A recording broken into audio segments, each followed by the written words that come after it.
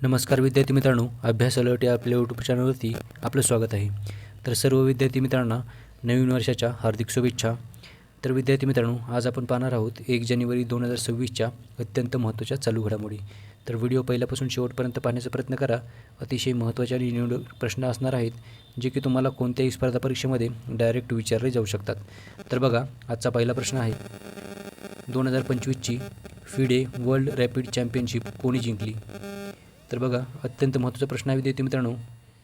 Okay, तर याचं उत्तर असणार आहे विद्यार्थी मित्रांनो मॅग्नस कार्लसन. ओके, तर मॅग्नस कार्लसन यांनी 2025ची फिडे वर्ल्ड रॅपिड चॅम्पियनशिप जिंकलेली आहे. ओके, तर लक्षात ठेवा विद्यार्थी मित्रांनो, बघा 2025ची फिडे रॅपिड चॅम्पियनशिप ओपन चा किताब जो आहे तो मॅग्नस कार्लसनने जिंकलेला आहे. ओके, म्हणजे ही स्पर्धा मॅग्नस कार्लसनने जिंकलेली आहे आणि त्याने 10.5-13 अशा गुणांसह किताब जिंकलेला आहे. ओके, तर बघा, ही जी स्पर्धा आहे ती कतरमधील दोहा या ठिकाणी झाली होती.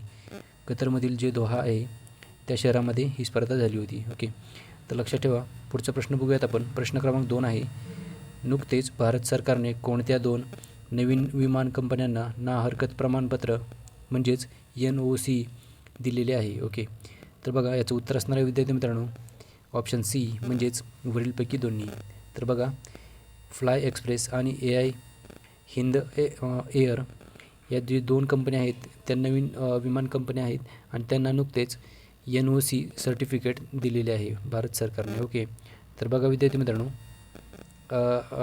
पुढचा प्रश्न बघूयात आपण. प्रश्न क्रमांक 3 आहे, महाराष्ट्र लोकसेवा आयोगाच्या सचिवपदी कोणाची नियुक्ती करण्यात आलेली आहे?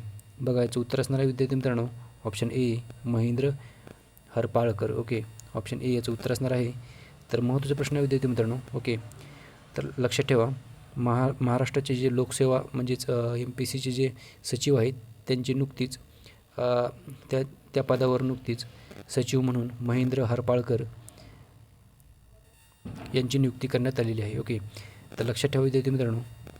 पुढचा प्रश्न बघूयात आपण. प्रश्न क्रमांक 4 आहे बघा, YJ-20 हायपरसोनिक अँटीशिप मिसाईल नुकतेच कोणत्या देशाने विकसित केले आहे? तर महत्त्वाचा प्रश्न आहे विद्यार्थी मित्रांनो. ओके, तर बघा, याचं उत्तर असणार आहे ऑप्शन डी म्हणजे चीन.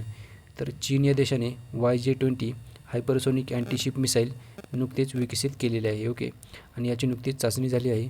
ओके, तर लक्षात ठेवा विद्यार्थी मित्रांनो, चीनची राजधानी आहे बीजिंग.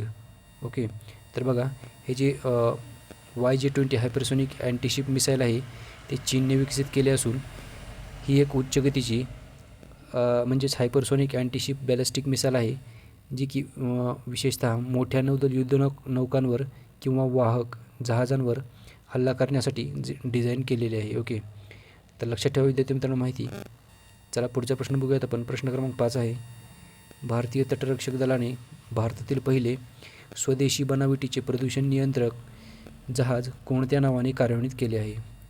बघा, याचं उत्तर असणार आहे विद्यार्थी मित्रांनो ऑप्शन ए म्हणजेच समुद्रप्रताप या नावाने भारतीय तटरक्षक दलाने म्हणजेच इंडियन कोस्ट गार्डने भारतातील पहिले स्वदेशी बनावटीचे प्रदूषण नियंत्रण जहाज समुद्रप्रताप या नावाने विकसित केलेले आहे. ओके, बघा विद्यार्थी मित्रांनो, भारतीय तटरक्षक दलाने भारताचे पहिले स्वदेशी बनावटीचे नियंत्रण जहाज म्हणजे समुद्रप्रताप या नावाने कार्यान्वित केलेले आहे आणि हे जहाज गोवा शिपयार्ड लिमिटेड यांनी डिझाईन व बनवलेले असून 23 डिसेंबर 2025 रोजी ते तटरक्षक दलामध्ये अधिकृतपणे समाविष्ट केले आहे. ओके, तर बघा, हे जे जहाज आहे ते समुद्री प्रदूषण नियंत्रण आणि तेल स्लिप इतर आपत्कालीन परिस्थितींवर जलद प्रतिसाद देण्यासाठी सक्षम आहे. ओके, तर लक्षात ठेवा माहिती. पुढचा प्रश्न आहे प्रश्न क्रमांक 6 बघा, नुकतेच परराष्ट्रमंत्री डॉक्टर S जयशंकर यांनी कोणत्या देशामध्ये 120 फूट लांबीच्या दुहेरी लेन बेली ब्रिजचे उद्घाटन केले आहे? तर बघा, याचं उत्तर असणार आहे ऑप्शन बी श्रीलंका.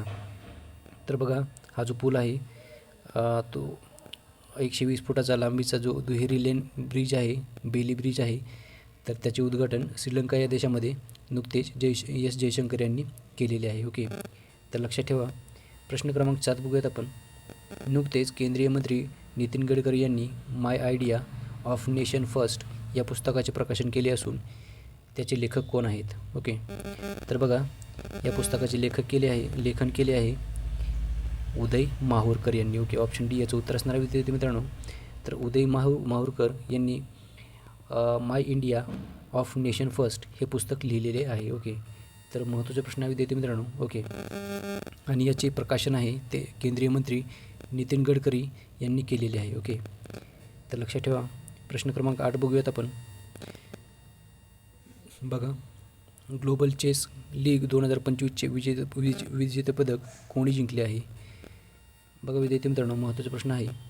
याचं उत्तर असणार आहे ऑप्शन बी म्हणजेच अल्पाईन एस.जी. पायपर्स. ओके, तर या संघाने ग्लोबल चेस लीग 2025चे विजेतेपदक जिंकलेले आहे. ओके, तर बघा विद्यार्थी मित्रांनो, ग्लोबल चेस लीग 2025चे विजेतेपदक अल्पाईन एस.जी. पायपर्स आहेत आणि अंतिम सामन्यामध्ये त्रिवेणी कॉन्टिनेंटल किंग्ज यांना पराभूत करून 2025साठी ग्लोबल चेस लीगची चॅम्पियनशिप टीम म्हणून विजेतेपदक पटकावलेले आहे. ओके, तर बघा विद्यार्थी मित्रांनो, लक्षात ठेवा विजेते आहेत अल्पाईन एस.जी. पायपर्स. ओके, चला पुढचा प्रश्न बघूयात आपण.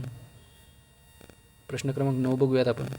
मोठ्या प्रमाणात जीनोम सिक्वेन्सिंग प्रकल्प सुरू करणारे भारतातील पहिले राज्य कोणते आहे?